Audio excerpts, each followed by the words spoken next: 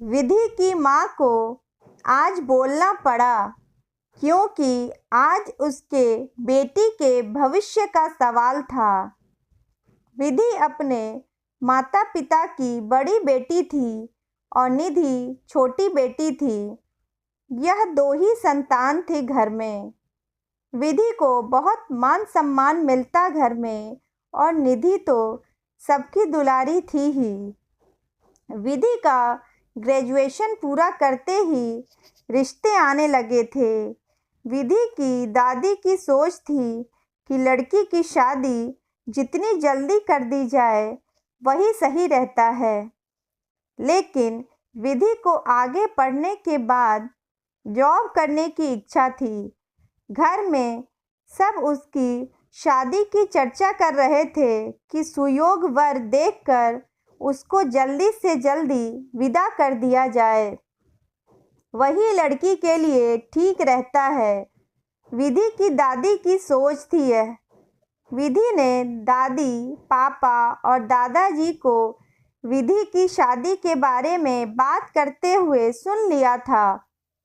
विधि तुरंत अपने माँ के कमरे में गई और पूछने लगी कि माँ, मैं आगे की पढ़ाई करूँ? माँ बोली, विधि, अपने पापा से पूछना, वह जो चाहेंगे वही करना होगा तुझे। विधि बोली, क्यों? आप क्यों नहीं कहेंगी कुछ? मैं आपकी बेटी नहीं हूँ क्या? आपका मुझ पर कोई अधिकार नहीं है क्या? मैं आपकी कुछ भी नहीं लगती क्या माँ? क्या आप नहीं चाहती कि मैं आगे पढ़ूं, कुछ करूं? विधि बोले जा रही थी। तभी विधि की माँ उसकी बात को नज़रअंदाज करके कमरे से बाहर चली गई। विधि उन्हें जाता देखती रह गई। रसोई में आकर विधि की माँ ने खुद को बिजी करने के लिए रसोई की सफाई करने लगी। ना चाहते हुए भी विधि की माँ सोचने लगी कि आज विधि ने यह क्या राग छेड़ दिया है। उसे अपने पुराने दिन याद आ गए कि किस तरह शादी के समय सभी ने उससे कहा था कि शादी के बाद भी वह आगे की पढ़ाई कर सकती है। लेकिन शादी होते ही सब बदल गया। आगे की पढ़ाई तो दूर, उसकी छोटी छोटी इच्छा को भी नज़रअंदाज कर दिया जाता था। घर में उसकी ज़रूरत केवल एक काम वाली बाई जैसी थी। माँ बनने के बाद अपने बच्चों की दुनिया में कहीं खो सी गई थी विधि की माँ। जब वह बीमार हो जाती तो सब उथल पुथल हो जाता। उसे बीमार होने में भी डर लगता था कि अब सारे काम कैसे होंगे। शुरू से ही घर में उससे कोई छोटी सी बात पे भी सलाह नहीं लेता था। धीरे धीरे वह अब खुद को सलाह देने योग्य ही नहीं समझती थी। उसका आत्मविश्वास कहीं खो सा गया था। खुद को बिजी रखने के बावजूद विधि की माँ खुद को ये सब सोचने से रोक नहीं पा रही थी। अचानक विधि की माँ के कानों में सास के चिल्लाने की आवाज़ आई। वह डर गई कि कहीं विधि ने सासू माँ को कुछ कह तो नहीं दिया। विधि के पापा आते ही होंगे और यह सब सुनकर कहीं विधि पे गुस्सा न हो जाए। विधि की माँ दौड़ती हुई सासू माँ के कमरे में पहुंची तो विधि शादी के प्रस्ताव का विरोध कर रही थी। विधि अपनी दादी से बोल रही थी कि दादी, मैं माँ को एक मशीन की तरह काम करते हुए देखती हूँ। माँ सुबह 4 बजे उठती है, चुपचाप घर के काम निपटाती है। सुबह ही झाड़ू लगाना, बर्तन साफ करना और फिर नहा धोकर रसोई में घुस जाना। फिर आपको चाय देना, आपके बेड को ठीक करना, फिर सबके नाश्ते और टिफ़िन का बंदोबस्त करना। माँ पूरे दिन भाग भाग कर घर के काम करती है और बदले में उन्हें क्या मिलता है? आप लोग उनसे कोई सलाह मशविरा लेने के लायक भी नहीं समझते हैं उन्हें। जैसे ही विधि ने अपनी माँ को देखा, विधि बोली, माँ, आप कुछ बोलती क्यों नहीं? मैं पढ़ना चाहती हूँ, कुछ बनना चाहती हूँ। दादी ने कहा, ये क्या बोलेगी आज? शुरू से ही कभी बोलने की हिम्मत नहीं की हमारे खिलाफ तुम्हारी माँ ने। उसे क्या पता क्या सही है और क्या गलत। जो हम कह रहे हैं वही होगा। बहुत अच्छा रिश्ता मिला है और वह लोग बोल भी रहे हैं कि तुझे आगे पढ़ने देंगे और तेरे लिए हम कुछ गलत फैसला नहीं लेंगे। विधि रोने लगी और बोली, माँ, मुझे नहीं बनना आप जैसा। आपकी ज़िंदगी भी कोई ज़िंदगी है। क्या आप चाहती हैं मैं भी ज़िंदगी भर ऐसी ही रहूं? क्या आप खुश हैं माँ? माँ, अगर आप खुश हैं तब मैं भी ऐसे ही खुशी खुशी अपनी ज़िंदगी जी लूँगी। दादी ने गुस्से में उबलते हुए कहा, विधि, यह क्या अनाप शनाप बक रही हो? क्या कमी है तेरी माँ को यहाँ? क्यों खुश नहीं है तेरी माँ? आने दे तेरे पापा को, उसे सब बताती हूँ कि देखो अपनी बेटी को कितनी जुबान निकल आई है और अब तो इसे आगे बिल्कुल मत पढ़ाना और इसकी शादी जल्द से ही जल्द कर दो। विधि की माँ के कानों में यह शब्द बार बार गूंज रहे थे कि माँ, आप खुश हैं? दादी लगातार बोली जा रही थी। तभी विधि की माँ अचानक चिल्लाकर बोली, हाँ, आने दीजिए इसके पापा को।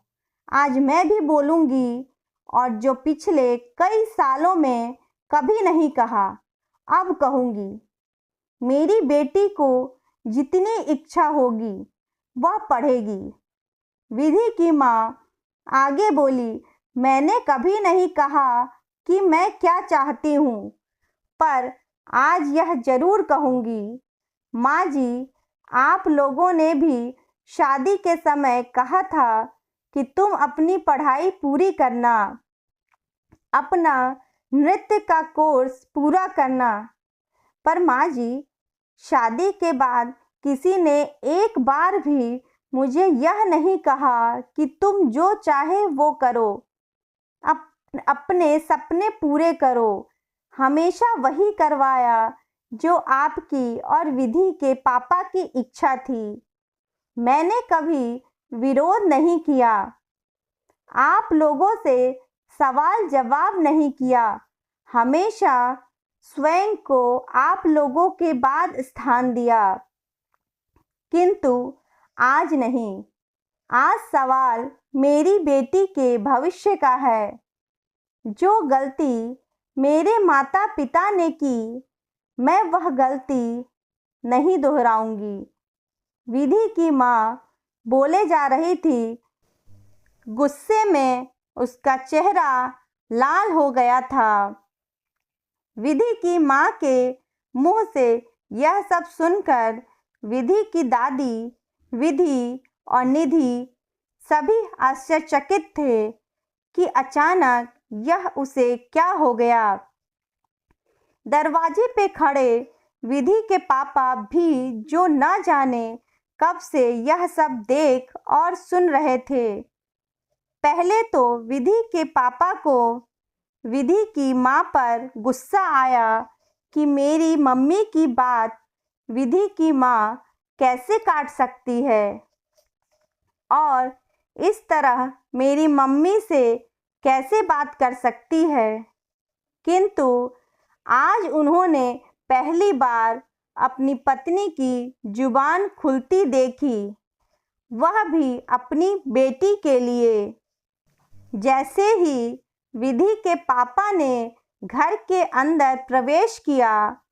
विधि की दादी बोली, बेटा देख तो क्या हो रहा है यहाँ। माँ बेटी दोनों मुझसे जुबान लड़ा रही हैं।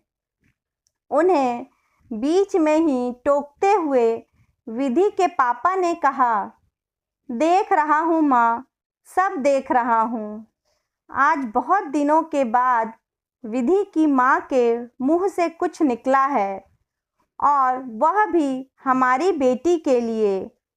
विधि की माँ की बातों ने मेरी आंखों पर बड़ा पर्दा उठा दिया है माँ। मैं भूल ही गया था कि विधि की माँ को भी खुश रखना मेरी ही जिम्मेदारी है। घर गृहस्थी के बोझ में मैं भूल ही गया था कि उसकी मुस्कुराहट कहीं खो गई है। विधि के पापा विधि की माँ को बोलने लगे, मुझे माफ़ कर दो सुनीता, गलती मेरी है कि मैंने कभी तुम्हें समझने की कोशिश नहीं की।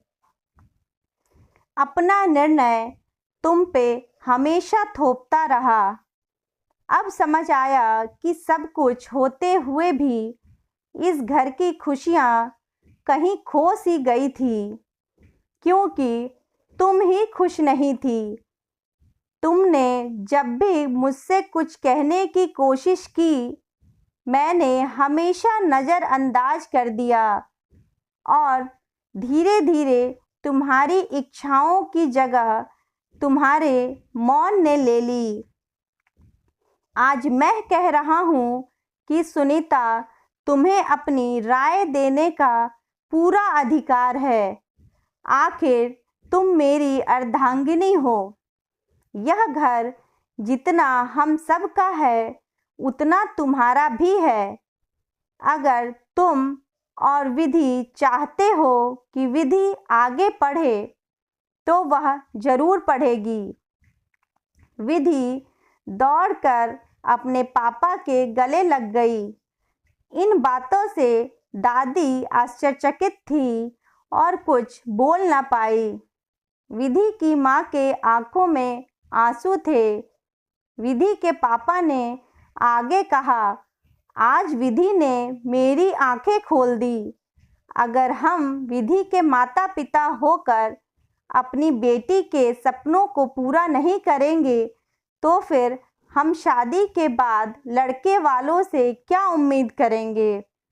विधि के पापा ने अपनी माँ की तरफ देखते हुए बोला कि माँ, मैं अभी लड़के वालों को मना करता हूँ कि अभी मेरी बेटी आगे पढ़ना और कुछ बनना चाहती है।